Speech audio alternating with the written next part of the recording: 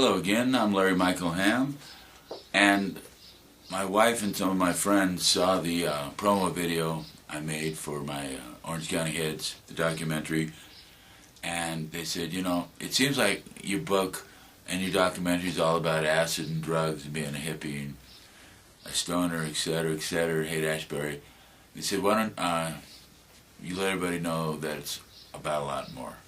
Okay, let's see now. This is about the Cuban Missile Crisis, which anybody who was alive then, that is really a hallmark of their life. We almost had World War III. A night I'll never forget was October 1962. President Kennedy and Nikita Khrushchev of Russia were at a standoff over Soviet missiles in Cuba. My father had taken me and one of my friends to see a movie at the Mickey Mouse Theater in Fantasyland for employees only. It was a Monday night. In those days, Disneyland was closed on Mondays in the winter. Walking to our car after the film, my father ran into one of his friends. He was sure the missiles would start flying soon and we would be in a nuclear war with the Russians. Standing there in the employee parking lot behind Fantasyland, where Tinkerbell entered her flight from the Magic Castle every night. The tape loops of the characters were operating, music was playing, the seven dwarfs were singing, hi-ho, it's off to work we go, and I was looking up at the sky, waiting for the missiles to fall and the end of the world to come. Very scary time. Okay, now this story is called The Yellow Corvette in the Orange Grove.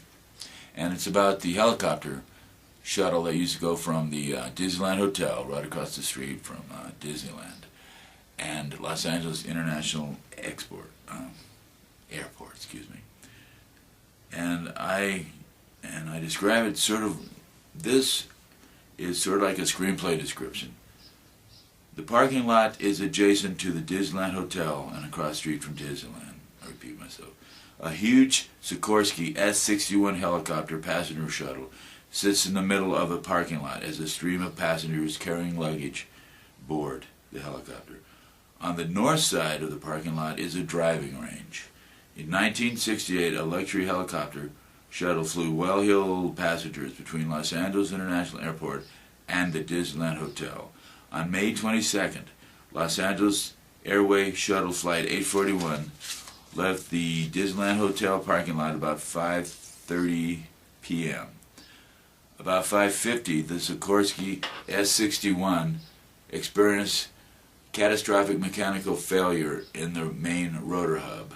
This caused the blades to go out of control and then break, sending one of the blades through the fuselage, separating the rear fuselage and tail rotor from the rest of the aircraft.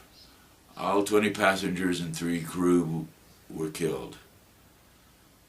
My best friend and I drove past that grove every day on our way to and from school, and we noticed a brand new yellow Corvette parked on Cerritos Avenue on the edge of the Orange Grove, the parking lot's west side. After about a week, someone smashed in the windshield, and a few days later it was stripped clean. The second I saw that vet, I knew that it had probably been owned by somebody who was killed in the shuttle crash. Less than 3 months later, on August 14, Los Angeles Airways Flight 417, at about 10 in the morning, experienced a nearly identical mechanical failure over Compton, crashing into a park, killing all 18 passengers and 3-member crew. I don't remember any more helicopter flights between LAX and the hotel after that.